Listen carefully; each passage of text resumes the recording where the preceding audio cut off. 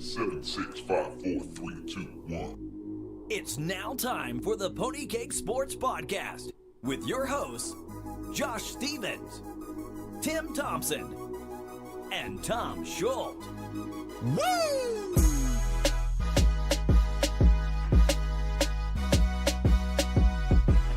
Welcome back to another episode of Pony Keg Sports here live in the Pony Keg Sports studio. I am Tim Thompson with your host.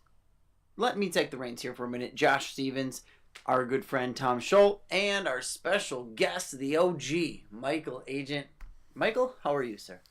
Thanks for having me, guys. I'm great. Josh, thank you for letting me run things here. I know you regretted immediately, but how are you? No stories, Mike? I was really trying. I was waiting for the story. I'm doing good. Could not pull anything out of thin air. And Tom is here as well. Tom, anything at all? No. Fair enough. Today we are talking about the trade deadline, what happened, and what we wish would have happened. Again, we are Pony Keg Sports. Make sure to follow us on Facebook, Pony Keg Sports. Follow Josh on Twitter at Pony Keg Sports. Follow Mike at Michael R. Agent. Follow Tom at Pony_Keg_Tom. And you can follow me at Fight Talk Tim. Guys, the trade deadline was... Wait. Here we go. Do you guys got 15 minutes? Because I've got a story about fantasy AIDS. No, we don't. No, I don't have 15 minutes for a story about fantasy AIDS. We are now talking about real NFL football and the trades that happened. I want to start with one Golden Tate being traded to the Philadelphia Eagles. Big time trade. I know the Lions talked about trading him. People didn't know if it was going to come to fruition. He's a free agent at the end of the year, but the Eagles pulled the trigger with all the injuries that they had. They get their man. What are you guys' thoughts? The Eagles were clearly looking at trying to get somebody. The first person was Demaryius Thomas. Demaryius Thomas obviously got traded first. Golden Tate was also rumored to go to the Patriots, and that didn't come. And the Eagles clearly have some offensive weapons they wanted people to throw to, and they haven't been able to do it so far, so they got Golden Tate. Last year of his deal. Money makes sense. It's good for the team for this year, and they don't have to worry about cap money next year, so they're obviously in another give me a Super Bowl now mode. Yeah, no, I love the deal for the Eagles. I love them getting Carson Wentz, another weapon. Him with a healthy Alshon Jeffrey, I feel like is a big time factor for them, especially with Zach Ertz there. But I just don't know. I get why the Lions wanted to deal him, but it's pretty much them saying, hey, we know that we're not going to make the playoffs this year. Kind of surprised, especially with how, the Bears are leading the NFC North right now. It's kind of an open field at this point. I think, what was that, a third-round pick, right? Yep. That was the trade. There were rumors about Golden Tate all week. Obviously, the Eagles were one of the suitors. The Patriots were one of the teams reaching out to them. The Texans was another one. And the Colts, I believe. No, No? I don't think so. Maybe Colts were somebody. Maybe it was another wide I receiver. think they were No. looking at D. Oh, Thomas. Yeah. That's maybe what Maybe it was. D-Jax too. So there were a lot of suitors that were looking at Golden Tate. Kind of shocked. I don't know. I thought that the Eagles would have made a splash for a wide receiver. Just shocked it was Golden Tate traded away from the Lions. I know he's on the last year of his deal.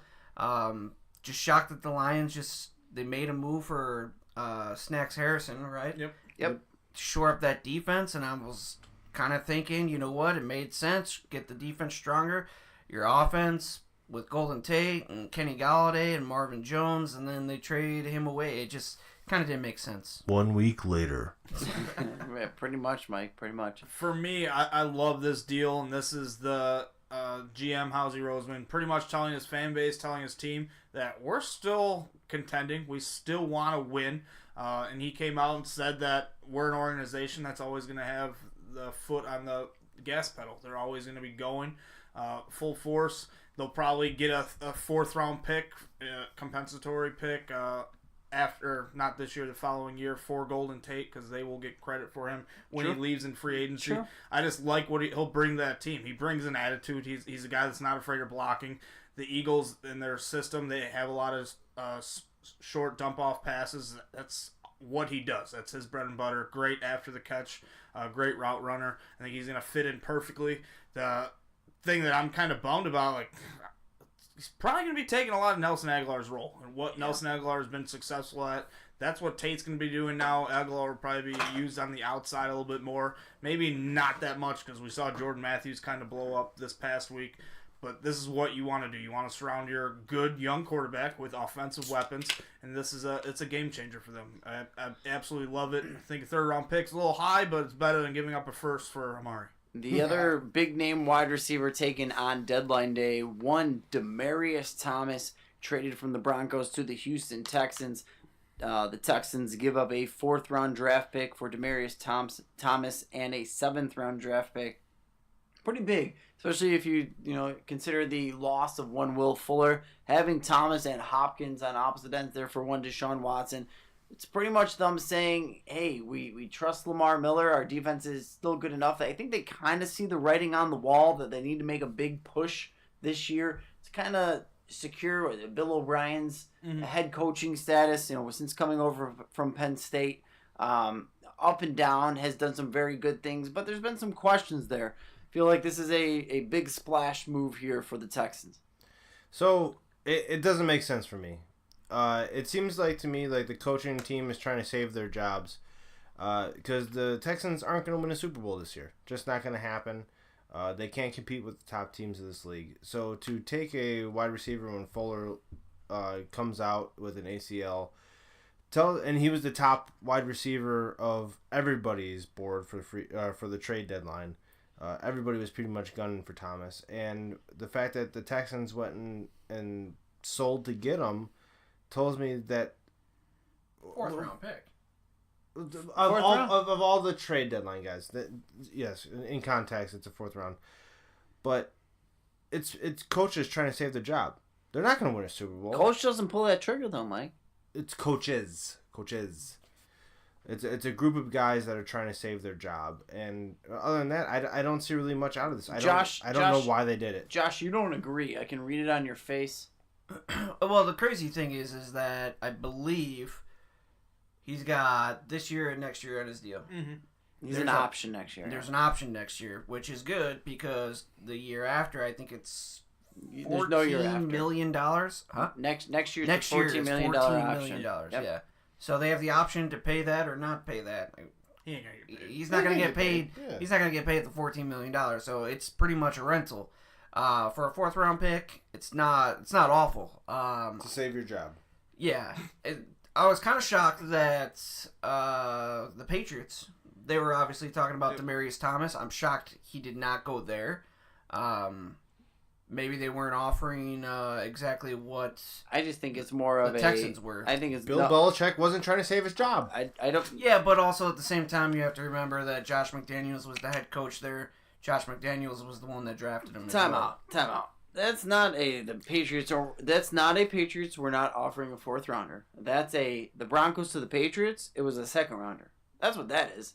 People do not like the Patriots. It's the Patriots were not giving a 2nd rounder for Demaryius No, Thomas. that's my point. Even if the Okay, Patriots that's- offer okay. a 4th, their 4th's going to be worse than the Broncos. Not only Okay. that, it's just the Broncos don't want to help the Patriots. We've heard that a lot here lately over the last couple of years, that teams do not like trading with the New England Patriots. They do not like the what they have set up there. They don't want to help them. They don't want to benefit them. I just that's my issue there. I don't mind. I know you're shaking your head, but we've heard it. We've heard rumors come out here numerous times over the last couple of years that teams don't want to benefit the Patriots. Teams do not like Bill Belichick. Teams do not like how the Patriots handle their business. We've heard it numerous times over the last couple of years. Anything to add, Tom? The team that continuously wins, we don't like them. It's not because they win. It's because they're assholes. Yeah, but, because they're business hawks, and they take a guy like Damian Amendola and say, hey, if you don't play for us, we're not going to... Hey, take this salary or you're not going to win a Super Bowl. And when the player doesn't, they say, get out of here. If you don't... Because they take garbage man dishwashers and turn them to all-star James White running backs. Listen, just because a GM, there absolutely, you are correct. There are GMs that don't want to deal with them and stuff, but there are GMs that are. There are idiots out in this league, i.e. the Cowboys that take Amari Cooper for first round and then see Demaryius Thomas has go nothing to do with the New England Patriots. They go for a fourth round. It is absolutely, there are idiot GMs and there are smart GMs. Tom, go ahead. I think both your takes are terrible. I think if the Patriots offered a third rounder, the Denver Broncos would have taken him. If they did offer a fourth, they would take who they think is going to have the better fourth round pick, which would obviously be the Texans. I don't think Demaryius Thomas was the Texans' number one receiver they wanted. I think it's been leaked that they were very interested in Deshaun Jackson.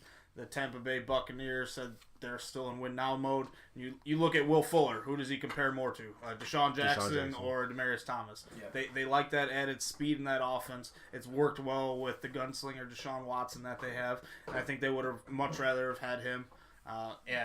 Josh, you brought up 1 year rental. I think that's exactly what it is. I don't think they're going to rely on a 31-year-old wide receiver next year for $13 to $14 million. Guys, with everything that happened during the trade deadline, if you would, for the NFL, what is your now final take on one Amari Cooper? The Dallas Cowboys end up giving a first-round draft pick for Amari Cooper. I get that he's young. I get that he still has that big star potential. A little bit different than both Tate and Thomas, who are a little bit later in their career.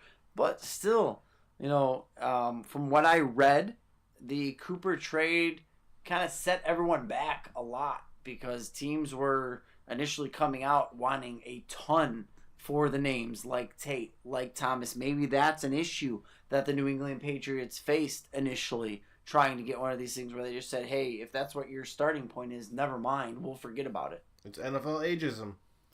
Yeah, I'm messing with with Amari Cooper, he's 23, 24 years old? 23. And you have Demaryius Thomas. Tom said 31. Golden Tate is 30 years old. I mean, obviously, you're going to give up a higher pick for the younger player, especially with the Dallas Cowboys that need a number one wide receiver.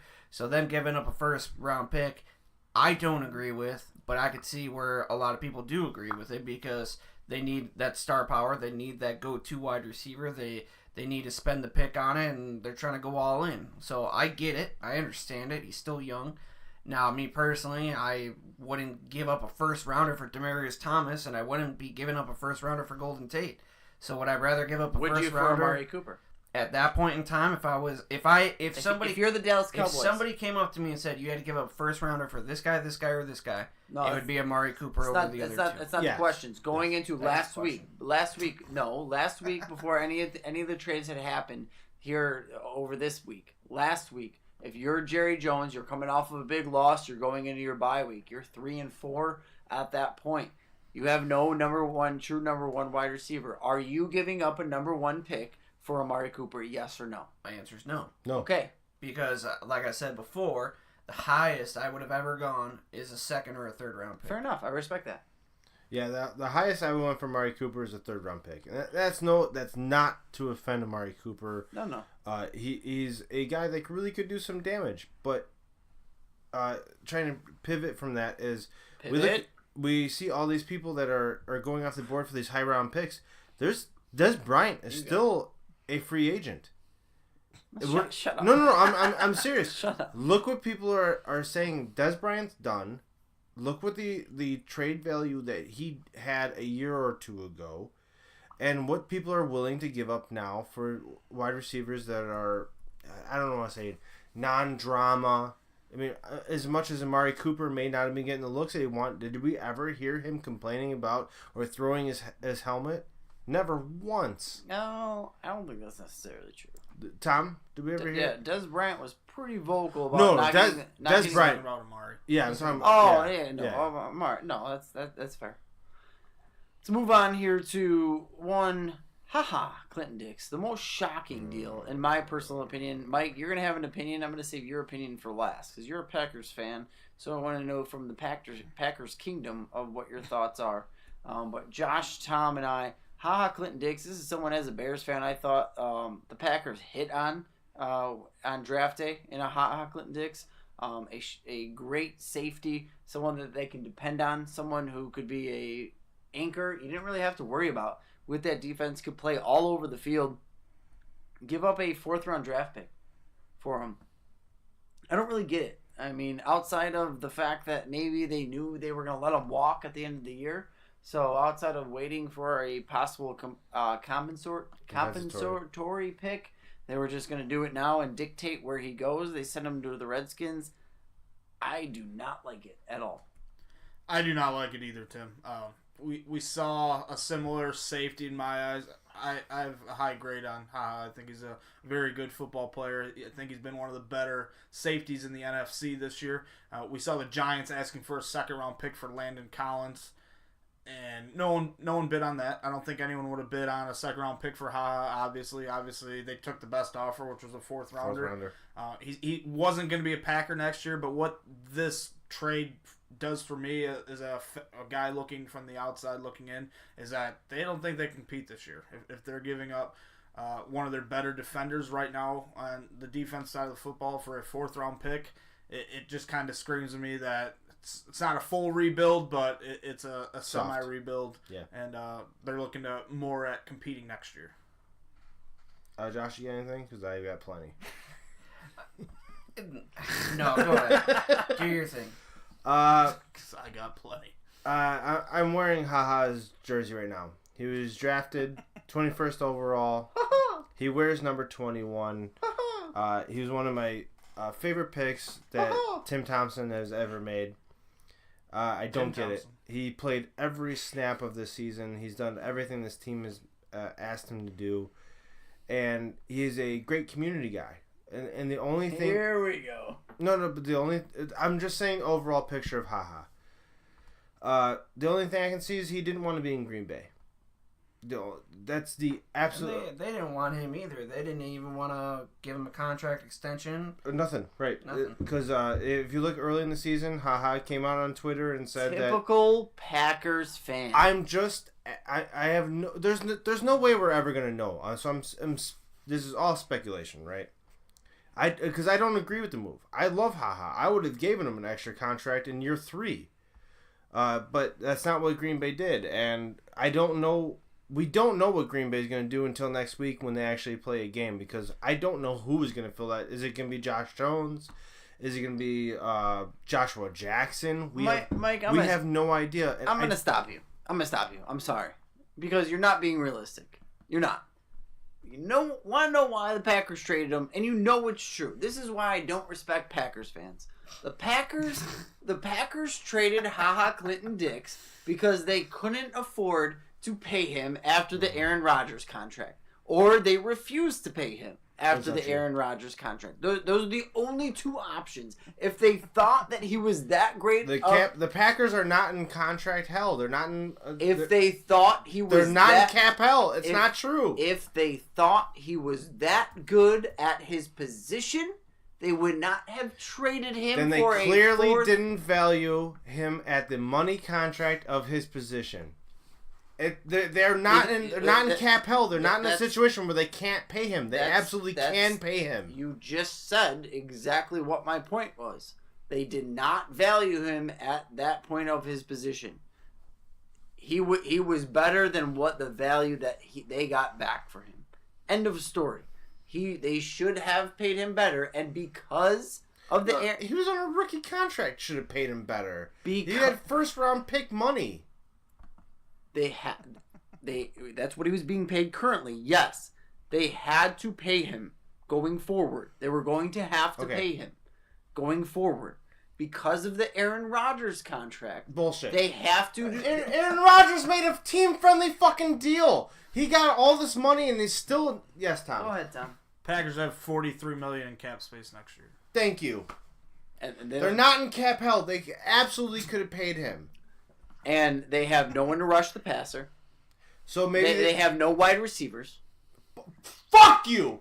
God damn it! Oh! Let him rephrase.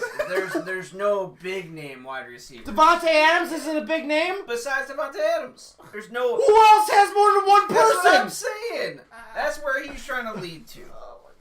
They have a lot of money that they're going to have to spend in order to make their team fill out. The fact of the matter remains, with what that Aaron Rodgers contract entails, they're going to have to spread that money around. They don't have that type of money for a safety, which is why they let him go. The end of your sentence could absolutely be correct. They don't have that money. No, the part where you said they don't have that money for a safety. Yes. Where they need... First off, Aaron Rodgers' deal did not handicap this team. It hasn't. Because you could say that about any team. Tom Brady. Mike, did his team... Did it handicap? Yes. Joe Flacco, did it handicap? Mike. Andy Luck, did it handicap? Mike, this Jameis Winston, did it handicap? Mike, this isn't a knock at the Packers. Yes, big quarterback contracts in some length. Yes, they do handicap your team. Why are the Bears able to go out and do what they're doing? Well, because they have Mitchell Trubisky for the next 4 Because years. they sucked for 10 years and they have $100 million cap space every year. No, because they have a quarterback position that they don't have to pay for the next 4 years. Even when they end up paying Mitchell Trubisky, which is first round money, which is what, 17 million now? 14, 15? You are not understanding the concept, and we will move on from here. It's a moot point at this juncture. The Packers have $50 million and they couldn't afford to pay him. You are taking this extremely personally, and it's not meant to be. Tom? Something interesting. Packers have one safety on their roster next year. That's what I'm saying. I don't know what their plan is. That's what I've said from the very, very get-go is I have no idea. Is it Josh Jones that they're trying to fill in? Is it Joshua Jackson they're going to fill in? Are they giving up on this year and trying to... Is there a safety class that we don't know of? Is there a free agent class that we don't know of? I don't know yet. I don't know until we see what the roster looks like next week. The point that they can't afford him is not true. They absolutely could afford him. I will bite my tongue. Let's move on here to, and it's hard for me to do, but I will bite my tongue. They don't have a safe. They don't have wide receivers. Dante Fowler Jr. goes to the Rams. 3rd round draft pick and a 2020 5th round draft pick. Big deal. The Rams now have 3, I believe, former 1st round draft picks on that defensive line. 4. Oh, 4 1st round draft picks on that line. Pretty outrageous. Yeah, the rich just keep getting richer. I'm kind of surprised that they gave that much up for Dante Fowler. It's kind of been a bust for the Jacksonville Jaguars. Yeah. And I think it kind of shows that they're just done with the guy. That he's kind of just been more of a head case than anything else. I think he was the guy that punched like that bum and threw him in a pond or something. The bum deserved it. Someone like talk shit and he just beat the crap out of him. But he is like, there's a reason he was taken in the top 5 of the NFL draft. He's got a lot of the physical tools, and you look at who he's going to be playing with. The bad thing is, like, he's playing with that same D-line, maybe a better D-line in Jacksonville, Calais Campbell, Yannick Ngakoue, Marcel Darius. So he had studs there and wasn't really producing either, but it's definitely going to help when you got Aaron Donald, Ndamukong Suh, and Michael Brockers on that D-line as well there for the Rams. To Tim's point earlier, this is where having a rookie contract quarterback helps. You can afford people like this. Yeah, I'm actually shocked that the Jaguars got as much as they did in this because they did not pick up that 5th-year option for next year. And if a lot of teams knew that they weren't going to pay them, or if a lot of teams knew that they weren't going to pick up that option, they could have got him as a free agent. Granted, he's, I believe, on his... he's on his last year of his deal, obviously. So they could have got him as a free agent, but... You know, again, one of those rentals, but I'm shocked they gave up as much as they did for him. So I say a lot of this free agent or this trade deadline here that happened is teams were getting more than they would have in the compensatory picks. That's kind of, if you look at the overall, one of the reasons I think Le'Veon Bell wasn't traded is because they didn't get more than the 3rd round pick. Fair. We'll see what happens. let's move on here to my favorite trade of the offseason. And Mike, I ask you once again to bite your tongue. This time because I'm going to compliment your team. And I wanted to hear you stroke how I'm complimenting them. The Green Bay Packers did one of my favorite things ever. Ty Montgomery was never a running back. He was never more than a specialty guy on the team. He got them through some tough times. But at the end of the day, he was a specialty guy. And not only that, he was an asshole from all reports. He was an asshole. The team told him, take a knee if you can. He decided not to, decided to try to run it out, play tough guy, and ended up fumbling. Aaron Rodgers was furious. And at the end of the day, I am glad they traded him. They traded him for a 2020 7th round pick. That's the equivalent to them saying, hey, we just traded you for 6 crab cakes. Have fun in Baltimore. I love it. I'm so glad that the Green Bay Packers did this. Yeah, so it's about time the Green Bay Packers got some balls. And Brian Gutekunst, the Packers' new GM this year, Green Bay for a long time under Ted Thompson knew exactly what the Green Bay Packers were going to do. And really nobody knows now what they're going to do. Mike McCarthy had his press conference this morning and said that it was just a player mistake, and everybody has player mistakes, and so everybody's speculating about what that meant. Well, it was basically saying we want to trade him for something, but we don't want to say that we're going to cut him, because if we cut him, we're going to get absolutely nothing for him. And absolutely nothing was close to a 2020 7th round pick. It basically sends a message along with the Clinton Dix trade that if you don't want to be a part of this organization, then fine, we're going to let you go. If you look at the entire 2015 draft, they're all gone. Not a single player on that draft is on the Packers anymore, which is something that you usually do not see on the Packers. Usually they draft to keep, build, and then when they're on the second contract, they usually go away. It's weird. It's unusual, but I absolutely love it. He sucks. He was the dickhead. He deserved to be traded. According to some anonymous players, they took him out of the game the previous drive for a play, and he slammed his helmet and threw a fit, one Packer player said. Then, before the kickoff, they told him to take a knee and ran it out anyways. You know what that was. That was him saying, I'm going to do me. It's an effing joke. Then another player said, I mean, what the F are you doing? We've got Aaron Rodgers, the best I've ever seen, and you're going to take that risk. I mean, come on. It's 12. Ty Montgomery, he served his purpose when he was in Green Bay. When they needed a running back, he did all right and did his thing when he needed to. Catching the ball out of the backfield, wasn't the greatest runner between the tackles. But you know what? He's gone, and you got a 2020 7th round pick for him. Pretty much they would have cut him if no one wanted him. So they got a 7th rounder, which means it's absolutely nothing. Just like Tim said, a couple crab cakes. This is exactly what needed to be done. Shows there's a new sheriff in town. Show that he's running the show, and if you do not do your job, you're gone. It's that simple. You see players kind of make mistakes all the time, but this is just blatant disregard. Zero respect for your football team. Zero respect for your coach.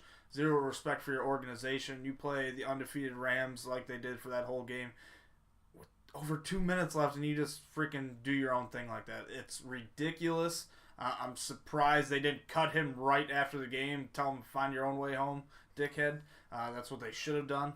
But complete joke. I can't imagine what that felt like, Mike. Yep. I hated it. I loved it. A lot of it all together. Pretty interesting. That's all I have. What do you guys have for who you wish were traded? For me, it's kind of like a homer, but I wish the Packers traded Jair Alexander to the Colts. No, for real, I was hoping Landon Collins would go somewhere. He's a hell of a football player, and he's kind of just wasting his talent right now in a full rebuild mode for the New York Giants. Don't like that. I wish he was playing on a contender, because he's one of my favorite players to watch in the NFL, in all honesty. I would have loved to see Le'Veon Bell get traded anywhere.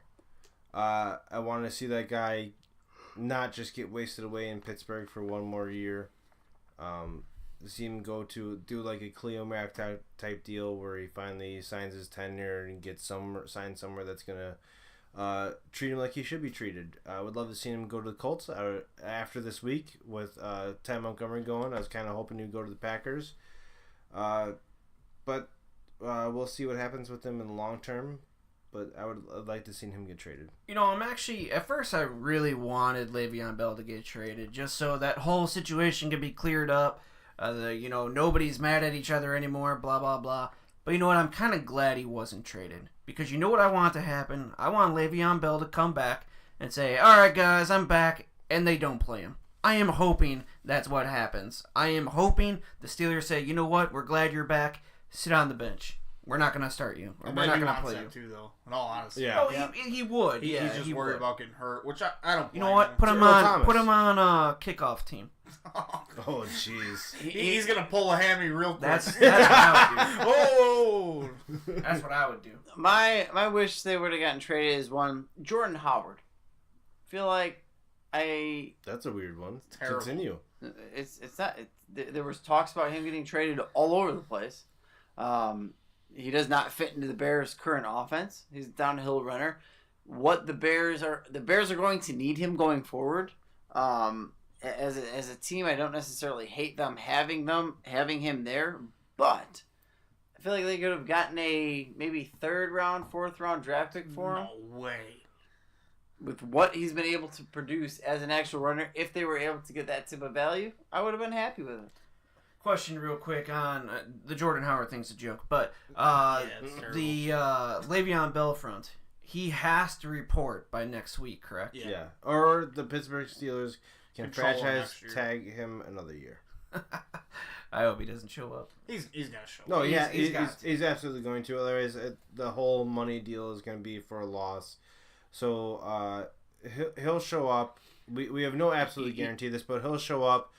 Whether Pittsburgh runs him to the ground or sits him to decrease his value, we don't know. He'll show up, But he'll show up. You know that this situation in particular, I mean, the NFLPA is looking at this with a microscope saying, how did we let this happen? Yep. How did we let this guy, a young guy who should be getting paid, be under the gun so bad?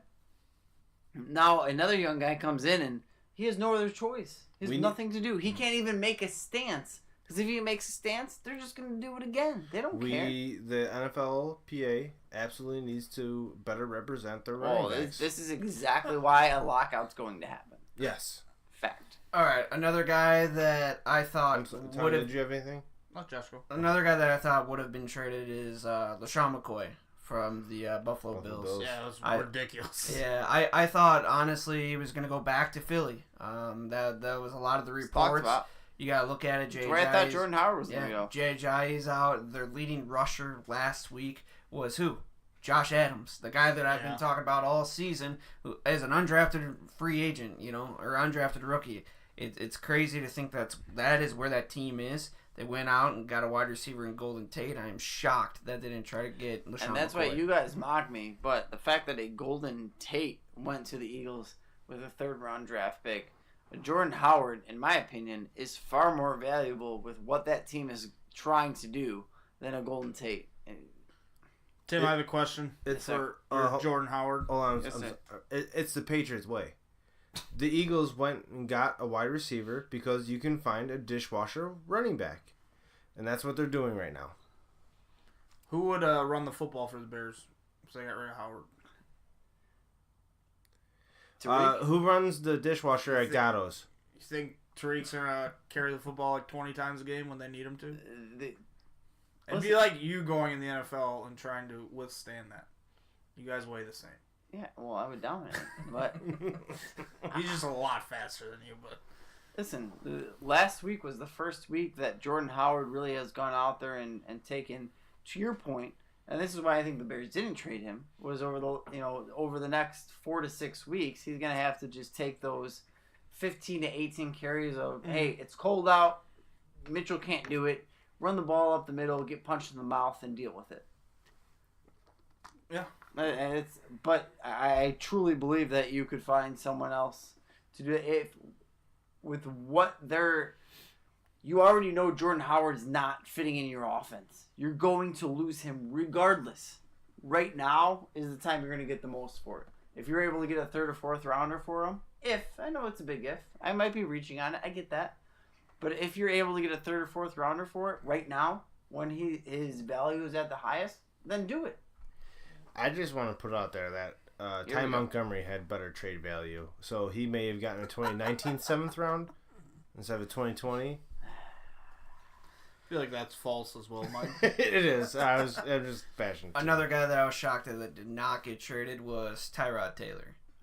There was no real specific team linked to him that I saw, but still a quarterback that could start in the league. Mm-hmm. Who knows? Maybe even Buffalo needed him back to start in Buffalo. I mean, they don't want Peterman to start. Josh, honestly, who knows if the Browns had the personnel intact to trade a player at this point in the season?